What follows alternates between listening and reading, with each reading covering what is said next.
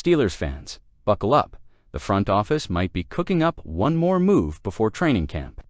The Pittsburgh Steelers have been relentless this offseason in their mission to get better, smarter, tougher, and more competitive in an unforgiving AFC North.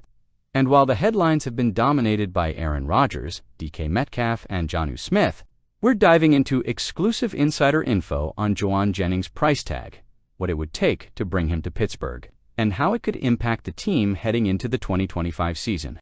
To the channel if you love the black and gold, and hit that notification bell so you don't miss a single update. This offseason has been filled with bold moves and unexpected changes. The Steelers kicked it off by trading for superstar wideout DK Metcalf, then stunned fans again by parting ways with rising star George Pickens. Since then, the wide receiver room has been under the microscope, and rightfully so. While Calvin Austin III is currently listed as WR2, per wide receivers coach Zach Atsani, there's no doubt Pittsburgh is still eyeing reinforcements. That's where Jennings comes in. He's tough, he's physical, he's clutch, especially on third downs. The Steelers, to make this happen, Steelers insider Ray Fittipaldo gave fans a huge clue during a recent appearance on 93.7 The Fan. And his answer was surprisingly optimistic. Greater than the one thing about Jennings, what are we talking to get a Jennings? A third or a fourth, maybe? In that scenario, you're probably talking the more realistic one compared to Terry McLaurin. That's huge. The Steelers already gave up their 2025 second-round pick for DK Metcalf. So, landing another talented receiver for a day 3 pick would be a win, especially for a team that has been stacking draft capital through smart trades and expected compensatory selections. Let's be clear, this isn't just about depth. This is about putting the right pieces around Aaron Rodgers for one final Super Bowl push. Pittsburgh has been loosely linked to Terry McLaurin as well. And while McLaurin is undoubtedly the bigger name with the flashier resume, Fittipaldo pointed out that his price would likely be too steep. He's still under contract in ongoing negotiations with Washington. Fits the Steelers' mold: gritty, team first, and reliable. He posted nearly 1,000 yards and 6 touchdowns in 2024. And was one of the best blocking receivers in the league, a quality that fits, and football IQ. But at 41 years old, and likely entering his final NFL season, he needs the right cast around him. DK Metcalf is locked in as WR1, but the departure of Pickens leaves a hole that Jennings could absolutely fill. And let's not forget, Jennings is a chain mover. He thrives on third down, makes contested catches, and doesn't shy away from contact. That kind of reliability can be the difference between a playoff berth and another early offseason. The Steelers have been methodical this offseason. They acquired tight end Jonnu Smith, who's expected to thrive in Arthur Smith's system. They brought in veteran receivers like Robert Woods and used draft capital on Roman Wilson, a rookie with big upside.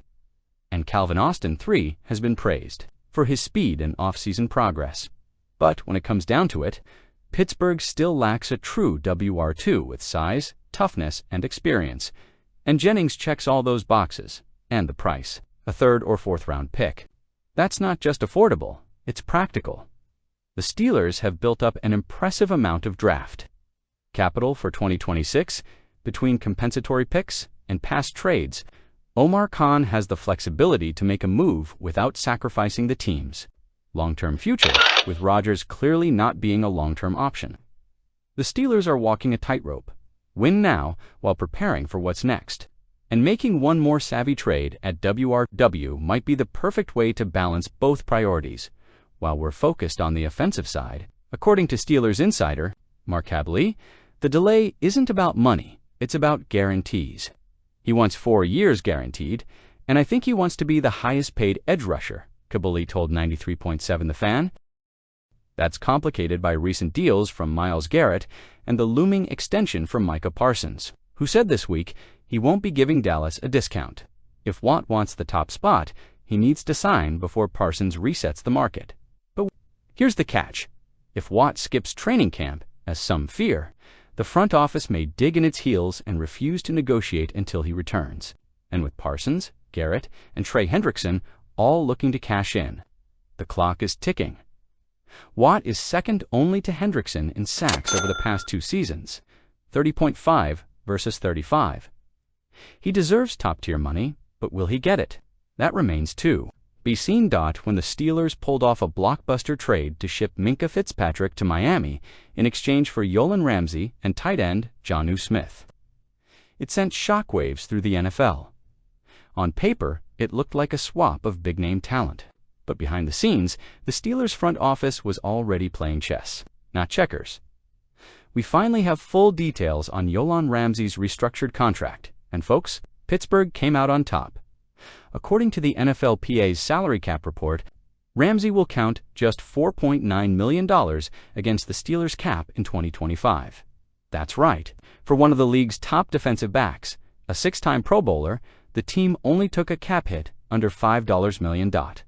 So what's the catch?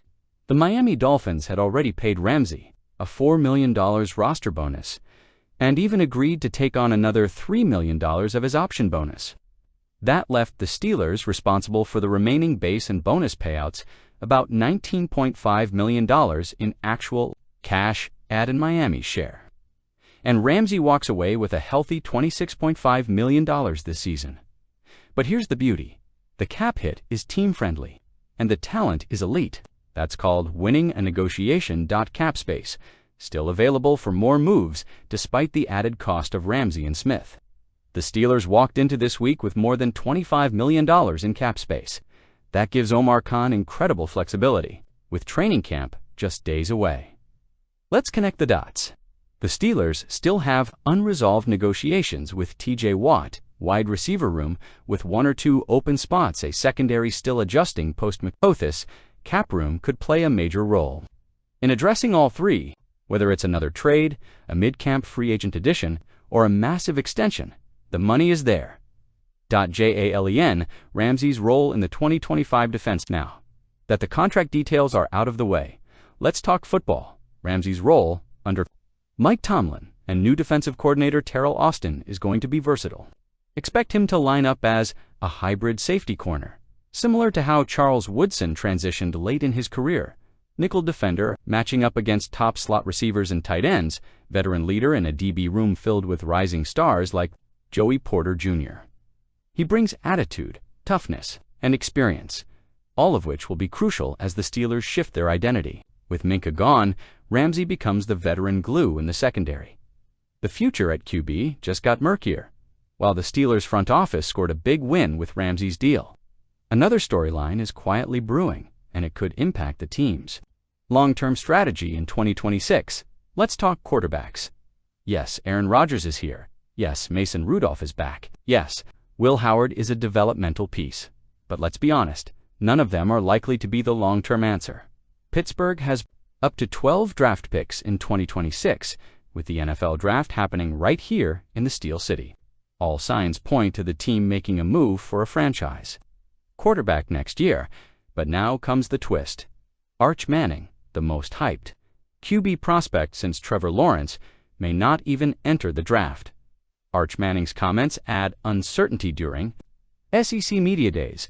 Texas quarterback Arch Manning was asked about his future, and his response raised eyebrows.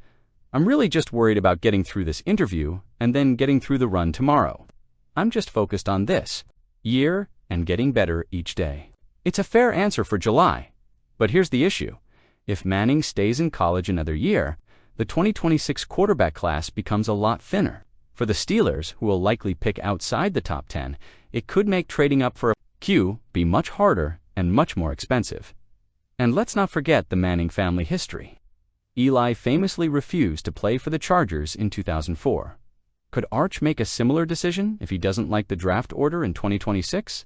The clock is ticking for T.J. Watt. We can't talk about Steelers financials without bringing up the T.J. Watt situation. According to Steelers insider Mark Kaboly, Watt isn't just looking for money. He wants a 4 to 5 year deal, at least 4 years.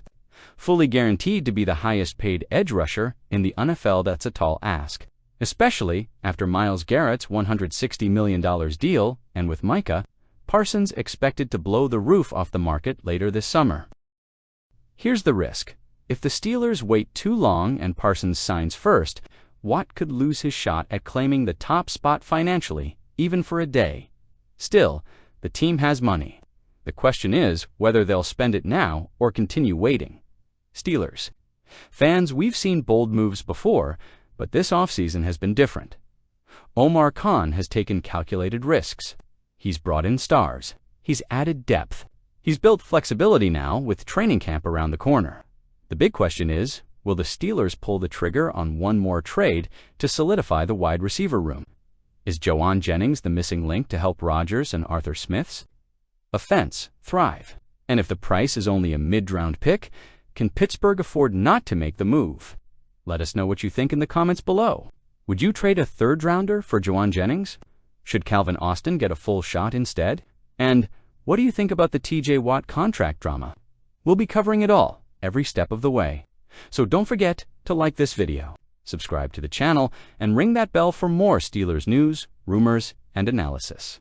This is Pittsburgh. We don't rebuild, we reload. Let's see if Omar Khan has one more move up his sleeve.